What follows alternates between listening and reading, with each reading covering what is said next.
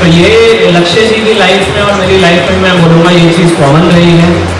और मैं लक्ष्य जी के माता पिता जी को भी बहुत बहुत बधाई देना चाहूँगा कि इतनी कठिनाई के बाद भी आपने अपने बच्चे को हमेशा प्रेरित किया कि पढ़ाई करना है। मंजिल कितना दूर क्यों ना हो, चाहे रास्ते कितने कांटों भरे क्यों ना हो, चाहे कितनी ही गरीबी क्यों ना हो, चाहे बाधाएं, मुसीबतें, परेशानियां हमारा रास्ता रोके खड़े हों, अगर हमारा सपना बड़ा है, हमारी मंजिल बड़ी है, हमारी सोच बड़ी है और आप कड़ी मेहनत और पक्के इरादे के साथ अपनी स्टडी कर रहे हैं, अपने लक्ष्य को फोकस करते हुए, अपनी मंजिल को सामने रखते हुए, हमेशा देखते हुए आगे बढ़ रहे हैं, तो आपको समय समय पर उस एक मोटिवेशन की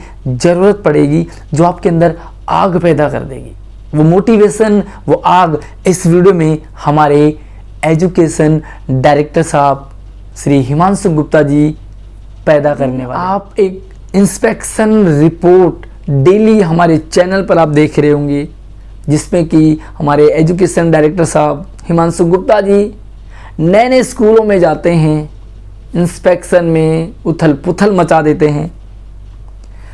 वो हमारे डायरेक्टर साहब रोहिणी दिल्ली के सरकारी स्कूल, इस 15 अगस्त स्वतंत्रता दिवस पर उन्होंने यूपीएससी क्लियर करने वाले उस स्टूडेंट को बधाई देते हुए, पेरेंट्स को बधाई देते हुए, साथ में सभी स्टूडेंट को वो कमाल का उन्होंने स्पीच दिया, मैसेज दिया है, संदेश दिया है।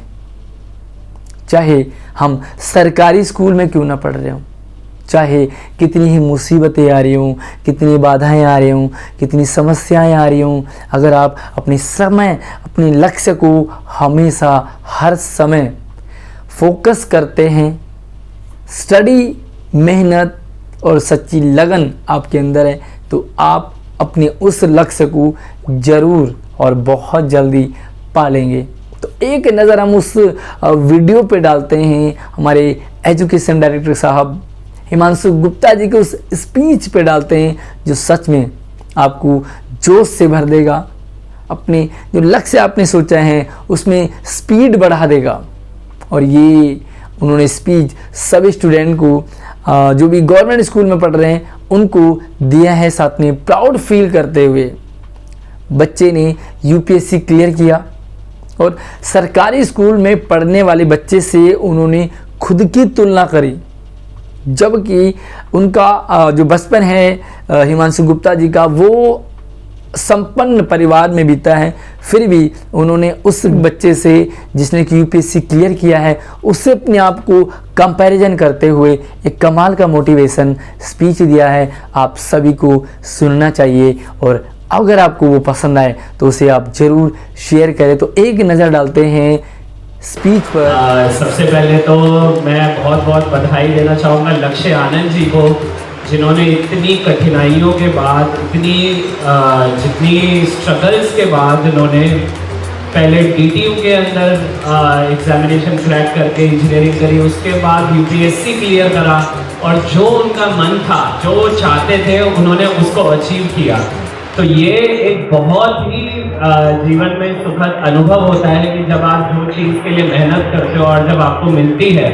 मेरे साथ भी कुछ ऐसा ही हुआ था। मैं आपकी तरह इतनी स्ट्रगल वाली लाइफ नहीं रही, मैं बहुत फ्रैंकली बताना चाहूँगा। मेरे माताजी पिताजी ने मतलब मेरे पास फाइनेंशियल सपोर्ट था। मैंने ये ज़रूर रहा कि मैं पहले अटेम्प्ट में NSIT में था, फिर मैं फिर से एग्ज़ाम लिख के IIT दिल्ली गया। फिर जब मैंने यूपीएससी का एग्ज़ाम लिखा तो मेरे को IPS मिला था शुरू में। फिर मैंने फिर से एग्ज़ाम लिखा, मतलब मेरा मन था कि मैं IAS करूं, तो मैंने फिर से एग्ज़ाम लिखा और सेकंड अटेम्प्ट के अंदर फिर मेरे को IAS मिला। और कहने का मतलब लक्ष्य जी जो बोल रहे थे कि जो चीज़ आपके अगर इरादे बड़े हैं, अगर आपने सोच लिया कि आपको ये अचीव करना है, तो आपको दुनिया की कोई ताकत नहीं रोक सकती अगर आप सच्चे दिल से और पूरी मेहनत से उस चीज़ को अचीव करने के लिए लगते हो। तो ये लक्ष्य जी की लाइफ में और मेरी लाइफ में मैं बोलूँगा ये चीज़ कॉमन रही है। और मैं लक्ष्य जी के माता पिता जी को भी बहुत बहुत बधाई देना चाहूँगा कि इतनी कठिनाई के बाद भी आपने अपने बच्चे को हमेशा प्रेरित किया कि पढ़ाई करना है, पढ़ाई का महत्व बताया। और ये चीज़ सारे बच्चों को समझनी चाहिए, हमारे जो आज यहाँ पर स्कूल के अंदर आ रहे हैं, कि एजुकेशन कितनी इम्पोर्टेंट चीज़ है। आज आप लक्ष्य को देखिए, लक्ष्य 20-25 साल बाद जैसे बता रहे हैं, जब इंडिया अपनी 100th इंडिपेंडेंस बना रहा होगा, ये एक देश के हमारे इंडिया के एम्बेसडर होंगे दूसरी कंट्री में। This will be such a big thing that he will be representing India in another country. और for that matter अभी भी अगर लक्ष्य जी जाएंगे, जैसे मुझे आई एम श्योर अभी कुछ 1-2 साल के अंदर इनको फॉरेन पोस्टिंग मिलेगी, तो ही विल बी 3rd और 2nd secretary in that country and he will be representing our country there. हमारे कंट्री के लिए क्या अच्छा होगा, क्या बुरा होगा, उन सब के लिए लक्ष्य आनंद जी रिस्पॉन्सिबल होंगे। तो कितनी बड़ी जिम्मेवारी इनके ऊपर अभी जैसे ही अभी तक वे कॉलेज में थे और एग्जाम क्लियर करा, आप देखेंगे 2-3 साल में इनके ऊपर कितनी बड़ी जिम्मेवारी आने वाली है। जैसे मैं बताऊं, मैं भी तो इंजीनियरिंग 2009 में पास आउट हुआ, 2012 में IAS बना, 10 साल के अंदर मैं डायरेक्टर एजुकेशन हूँ। इतनी बड़ी जिम्मेवारी की नौकरी मेरे को दी गई है सरकार द्वारा 10 साल के अंदर। तो मैं सारे बच्चों को भी यही चीज बताना चाहता हूँ कि आप जो चीज अचीव करना चाहते हैं उसके अंदर आप फुल डेडिकेशन से अगर मेहनत से करेंगे, आप बहुत लकी हैं कि आपको इतना अच्छा स्कूल वर्किंग एनवायरनमेंट मिला है। आपके प्रिंसिपल साहब नई नई चीजें इनोवेट करते रहते हैं, बच्चों के लिए रीडिंग रूम्स है जो रात तक खुले रहते हैं, कॉमर्स लैब बनी, फिजिक्स वाला के साथ आप लोगों ने इन्होंने अपनी मेहनत से टाइप किया और बच्चों को IIT JEE की कोचिंग करा रहे हैं। ये दिल्ली के हर स्कूल में नहीं हो रहा है, ये बहुत ही कुछ स्कूलों के अंदर हो रहा है। इनफैक्ट ये स्कूल तो RPVB को टक्कर देने वाला स्कूल है।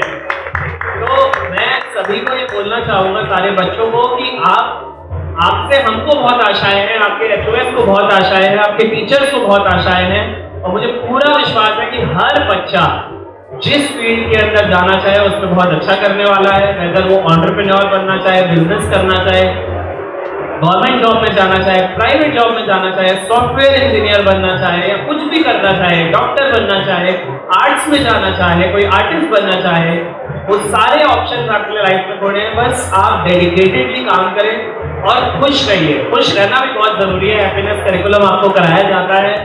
व्हाटएवर आपकी हमेशा you should aim to dream big, but you should also भी हमेशा एक कहते हैं ना कंटेंटमेंट भी होना चाहिए, लेकिन ये भी नहीं होना चाहिए कि बस यहीं तक रहना है, आगे भी बढ़ते रहना चाहिए। तो whatever you achieve also you should be happy with that and always try to achieve better. My best wishes to